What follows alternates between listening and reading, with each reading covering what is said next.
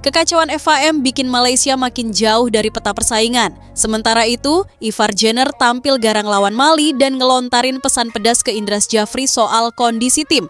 SEA Games makin mencekam dan Malaysia siap ajaukan. Banding lagi untuk ikut SEA Games, siapa yang siap mental, siapa yang cuma siap klarifikasi.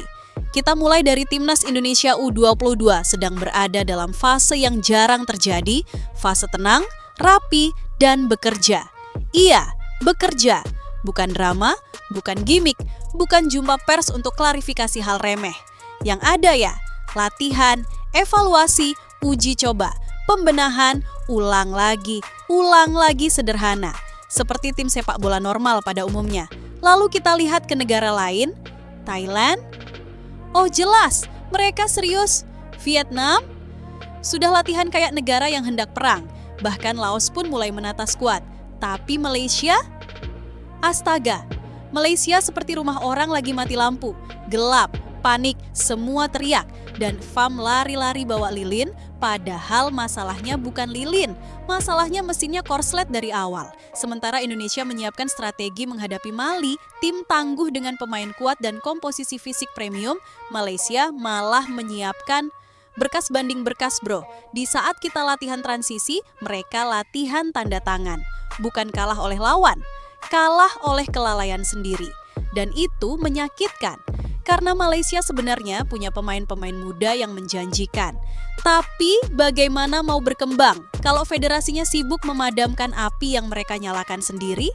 Mari bicara tentang Ivar Jenner, anak muda yang kalau jalan tuh tenang banget, kayak sudah 15 tahun main di Eropa. Dan tiba-tiba Indras Jafri bikin kejutan, kamu kapten hari ini. Kadek Arel, enggak bang, duduk dulu. Hari ini si anak Utrecht itu yang pimpin pasukan. Dan yang bikin menarik adalah, ini bukan sekadar perubahan ban kapten. Ini sinyal halus semacam kode Morse. Ivar, kamu pemimpin kami, coba lihat wawancaranya. Jawabannya tuh seperti pemain senior, jelas, jujur, tidak melebih-lebihkan, tidak meremehkan, tidak drama. Nggak ada kalimat ngawang-ngawang seperti, kami harus fokus ke depan, bekerja keras untuk memberikan yang terbaik. Yang jawabannya banyak kata tapi tidak ada makna. Ivar ngomongnya simple tapi dalam. Kami buat peluang, langkah selanjutnya ya bikin gol. Itu kritik halus bung, kritik ke tim, kritik ke pelatih. Karena kalau pemain sudah bilang, kita bikin peluang tinggal gol, artinya finishing masih buruk. Dan finishing buruk itu PR pelatih. Belum lagi dia bilang, dari coach dan staff, saya rasa kami punya tim yang sangat bagus. Ini kalimat diplomatis khas pemain pintar. Ketika pemain bilang timnya bagus, biasanya ada lanjutan tak terlihat. Taktiknya ayo diperbaiki. Tapi karena Ivar santun, ya dia bungkus rapi. Namun, semua itu tenggelam oleh satu hal. Performa. Cara dia scanning, memutar badan, mengatur tempo, tahu kapan mempercepat, kapan memperlambat, kapan mengalirkan, kapan memotong. Ini bukan gaya pemain U22. Ini gaya pemain senior. Makanya pelatih Mali pun ngerespon. Pemain nomor 8 itu bagus sekali. Tebak siapa nomor 8? Ivar. Bukan rumor. Ini pujian langsung dari lawan yang bahkan tidak punya kepentingan untuk basa-basi. Kontras paling menarik dalam dunia sepak bola Asia Tenggara saat ini mungkin cuma ini. Indonesia, fokus latihan Thailand, fokus sparring. Vietnam, fokus rotasi pemain dan taktik. Malaysia, fokus. Klarifikasi kasus naturalisasi ilegal 7 pemain. 7, bro, bukan 1, bukan 2, 7. Ini bukan masalah kecil, ini deteksi sistem bobrok. Dan ironisnya, media lokal mereka sendiri yang membongkar bukan media asing, bukan netizen Indonesia, tapi media Malaysia. Pelatau bola dengan jujur menulis, Malaysia tertinggal karena FAM terlalu sibuk mengurus kasus pemain ilegal. Sakit? Ya jelas sakit, tapi harus diakui. Itu kalimat paling jujur dari media mereka sepanjang tahun ini. Coba bayangkan, Thailand sudah main 4 kali lawan Cina dan India-Indonesia sudah main 4 kali lawan India dan Mali. Vietnam sudah latihan intensif dan membuat roadmap. Malaysia menunggu surat dari FIFA, menunggu putusan banding, menunggu denda Selangor FC, menunggu lagi izin uji coba. Yah, Kalau semua ditunggu kapan majunya? Ini bukan kompetisi siapa paling sabar menunggu email ini SEA Games. Ini sepak bola. Dan lucunya, FAM seperti baru sadar kalau semua ini berbahaya. Mereka bilang, keputusan FIFA mengejutkan kami, tapi kami akan melawan demi sepak bola Malaysia. Apa yang mengejutkan? Kalian mendaftarkan pemain ilegal. Itu bukan FIFA jahat, itu kalian yang lengah. Sekarang mau kirim surat ke FIFA, ke CAS, ke siapapun. Silakan. Tapi ingat, SEA Games tidak menunggu Anda. Sekarang kita bahas rumah sendiri. Coach Indra bilang 80% pemain yang lawan Mali kemungkinan dibawa ke SEA Games. Itu sebenarnya kode keras. Artinya, pemain inti sudah ada leg kedua cuman buat memastikan sisa kursi. Yang belum main Arkan Dion sedang diawasi. Indra bahkan bilang soal Arkan, kalau belum fit, tidak saya paksa. Ini langkah yang dewasa. Tidak memaksakan pemain cedera demi gengsi laga uji coba. Karena SEA Games lebih besar dari itu, namun ada satu catatan besar. Meski persiapan Indonesia jauh di depan Malaysia, bukan berarti kita tanpa masalah. PR di finishing, decision making, dan transisi masih banyak. Ifar pun ngomong, kita buat peluang, tinggal bikin gol. Dan itu kenyataan. Tapi yang menarik adalah Indonesia mengakui kekurangan, lalu memperbaiki. Malaysia menolak, mengakui kekurangan, lalu memutar klarifikasi. Ini seperti dua siswa di sekolah, yang satu nilainya jelek, lalu belajar. Yang satu nilainya jelek, lalu menyalahkan penghapus kotor. Ada satu kalimat yang sering berputar di kepala saya. Malaysia bukan ditinggalkan Indonesia dan Thailand. Mereka meninggalkan diri mereka sendiri. Kalau seorang pelari sedang ikut lomba dan dia berhenti menali sepatu selama 5 menit, pelari lain tidak salah. Yang salah ya dirinya sendiri. Begitu pula dengan FAM. Sepak bola itu dinamis. Setiap hari ada yang dikerjakan. Training plan, pemusatan latihan uji. Coba evaluasi, recovery, simulasi, taktik, diskusi, teknis, scouting lawan di Indonesia. Hal ini mulai berjalan baik. Di Thailand mereka bahkan sudah punya blueprint jangka panjang. Vietnam konsisten. Malaysia masih sibuk membuat daftar hal-hal yang perlu diklarifikasi ke FIFA. Tidak ada blueprint jangka panjang, tidak ada roadmap, tidak ada arah.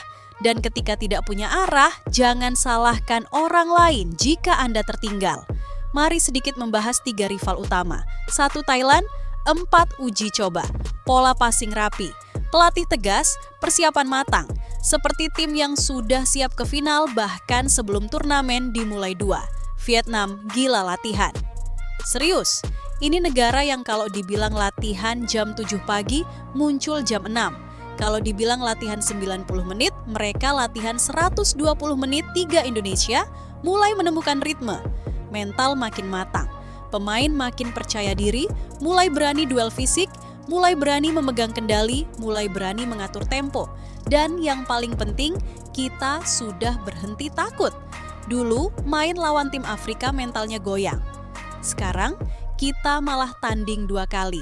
Dan itu sinyal kuat bahwa Timnas U22 sedang naik kelas. Sekarang kita balik ke hal paling fundamental. Indonesia bisa maju karena kita mau bekerja. Malaysia sulit maju karena mereka terlalu banyak berdrama. Sepak bola itu bukan dunia sinetron, bukan dunia klarifikasi, bukan dunia pencitraan. Dan ketika satu federasi lebih sibuk memikirkan damage control ketimbang tim kontrol, maka pemainnya yang rugi, negara yang rugi, fans yang marah, masa depan yang kabur. Makanya Malaysia bukan tertinggal. Mereka menjerumuskan diri sendiri. SEA Games itu penting, emas itu prestisius, tapi itu bukan tujuan akhir. Kita sudah gagal lolos Piala Dunia 2026, itu fakta pahit, tapi bukan akhir dunia. Sekarang tujuannya Piala Asia lebih kuat. Menembus Piala Dunia 2030 konsisten di level Asia, membentuk generasi emas baru. Dan itu hanya bisa dicapai jika liga sehat, federasi dewasa, pelatih diberi ruang, pemain dibina sejak dini. Drama ditinggalkan, ego dibuang. Indonesia sudah mulai ke arah itu. Bukan sempurna, tapi bergerak. Malaysia masih stuck. Pada akhirnya, semua kembali ke satu hal. Kita Garuda. Kita tidak takut kerja berat. Dan kalau nanti kita ambil emas SEA Games, itu bukan karena Malaysia kacau. Bukan karena Vietnam turun level, bukan karena Thailand goyah, itu karena kita layak, karena kita siap, karena kita bekerja. Tapi jika Indonesia berhasil, ada satu hal yang akan paling terasa di Asia Tenggara. Indonesia maju bukan karena meninggalkan Malaysia, tapi karena Malaysia berhenti berjalan. Dan itu tamparan paling keras bagi FAM. Bukan dari Indonesia, bukan dari Thailand, bukan dari Vietnam, tapi dari Malaysia sendiri. Mari kita bedah satu penyakit klasik yang entah kenapa terus berulang di tubuh federasi sepak bola tertentu, mental korban. Ini sindrom yang sangat populer dan FAM tampaknya sudah berlangganan paket premiumnya. Begitu ada keputusan FIFA, langsung bilang kami terkejut. Begitu ada sanksi, langsung bilang kami disalahpahami. Begitu ada pemain ilegal, langsung bilang ada miskomunikasi. Loh, kalau 7 pemain bisa gagal cek data, itu bukan miskomunikasi, itu malpraktek administrasi. Kalau sampai butuh kirim surat banding, itu bukan kesalahpahaman, itu tanda sistem tidak bekerja.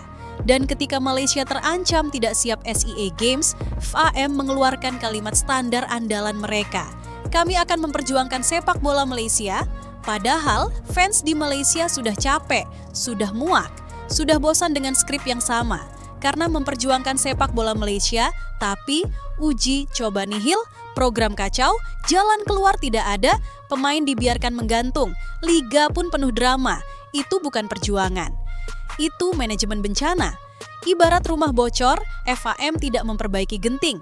Mereka malah menggelar konferensi pers menjelaskan kenapa hujan turun. Sementara itu, di kubu kita, vibe-nya beda banget. Indonesia bukan tanpa masalah. Kita tahu, finishing kurang tajam, beberapa pemain kurang disiplin posisi, transisi bertahan masih gampang ditembus. Tapi apa bedanya? Kita tahu mana PR, mana drama, mana prioritas. Kita PR-kan PR. Kita perbaiki. Selesai. Tidak pakai gimmick, tidak pakai klarifikasi 17 episode. Ketika lawan Mali, kita tidak sempurna. Tapi kita dapat pelajaran, kita evaluasi. Ifar bilang terus terang, ketika Arkan belum fit, Indra bilang tidak mau memaksa. Itu langkah dewasa, langkah realistis. Dan itu yang bikin Indonesia terlihat seperti tim normal yang sedang berkembang. Bukan seperti Malaysia yang kelihatannya sibuk memadamkan 14 lilin padahal lampunya belum dinyalakan. Dan semakin hari semakin terlihat, spirit anak-anak Indonesia jauh lebih siap menghadapi tekanan. Contoh kecil tapi penting, Ifar jadi kapten. Ini bukan sekadar ban kapten. Ini pernyataan, levelmu beda nak, bimbing temanmu. Dan dia berhasil. Sekarang bandingkan dengan Malaysia yang bahkan belum tahu siapa yang bisa bermain karena status pemainnya masih abu-abu tim, mana yang ingin progres, tim mana yang ingin stabil. Sudah jelas, sedikit saja kita bahas Liga Malaysia, ini penting karena sumber kekacauan federasi biasanya terlihat dari liganya. Hal paling mencolok, tiap tahun ada masalah administratif, tiap bulan ada drama pendaftaran. Tiap minggu ada klub yang ingin mengajukan banding dan tiap hari ada rumor naturalisasi kilat. Ini liga atau variety show? Selangor FC kena denda. Klub lain kena masalah pendaftaran. Pemain ilegal. Lalu manajemennya bingung masal. Dan kemudian fans bilang, apa salah kami? Fans Malaysia tidak salah apa-apa. Yang salah adalah federasi yang tidak bisa mengurus rumahnya sendiri. Ibarat tetangga yang rumahnya kebakaran tapi malah sibuk menyalahkan kompor merek A, padahal dia yang lupa matiin. Dan yang lebih tragis, Malaysia sebenarnya punya potensi. Talenta muda banyak, passion fans besar, liga tidak kekurangan pemain asing bagus, tapi potensi itu jatuh ke lubang akibat administrasi yang ya begitulah.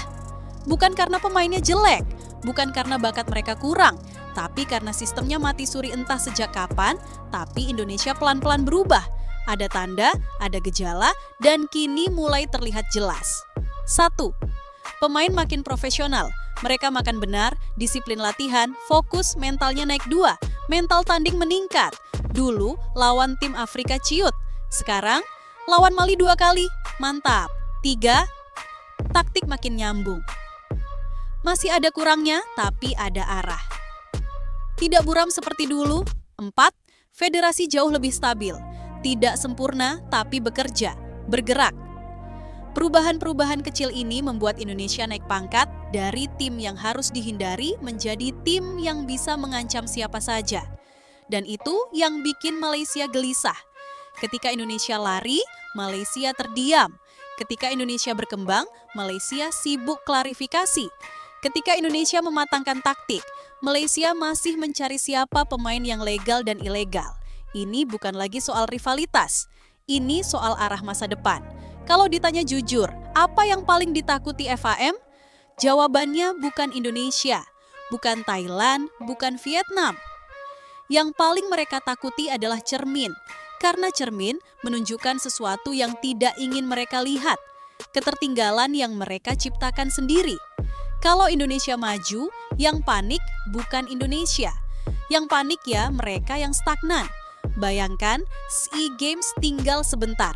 Malaysia baru mulai latihan akhir November, kelompoknya keras, Vietnam dan Laos. 7 pemain terancam tidak bisa digunakan, pelatih masih menunggu kejelasan. Media lokal sudah menyerang dan FAM belum menyelesaikan apapun. Panik? Jelas, tapi panik tidak akan memperbaiki apapun. Jangan salah, saya bukan sedang menghibur atau membangga-banggakan tanpa dasar. Tapi kalau kita lihat, progres tim, kualitas individu, pertandingan uji coba, kematangan mental, suasana tim, kesadaran taktik, Indonesia layak dijagokan. Belum tentu juara, tidak ada yang pasti. Tapi layak diunggulkan? Iya, karena Indonesia bekerja, karena Indonesia disiplin, karena Indonesia mau menghadapi tim kuat untuk belajar. Dan yang paling penting, Indonesia tidak melarikan diri dari tanggung jawab Malaysia. Oh, itu beda cerita. Untuk menutup bab ini, mari rangkum dalam satu kalimat pedas tapi akurat. Malaysia tidak tertinggal karena Indonesia terlalu kuat. Malaysia tertinggal karena FAM terlalu sibuk membenarkan kesalahan yang mereka buat sendiri. Fans Malaysia marah bukan karena benci, tapi karena sayang, karena mereka tahu negaranya bisa lebih baik. Tapi mau bagaimana? Pemain sudah siap lari, federasinya masih sibuk mencari sepatu. Dan sampai masalah itu diperbaiki, Malaysia akan terus berada dalam posisi yang sama. Bukan dikalahkan oleh lawan, tapi dikalahkan oleh kelalaian sendiri. Menurut kamu, Malaysia ini benar-benar tertinggal karena kualitas timnya? Atau karena FAM yang lagi kacau balau sendiri?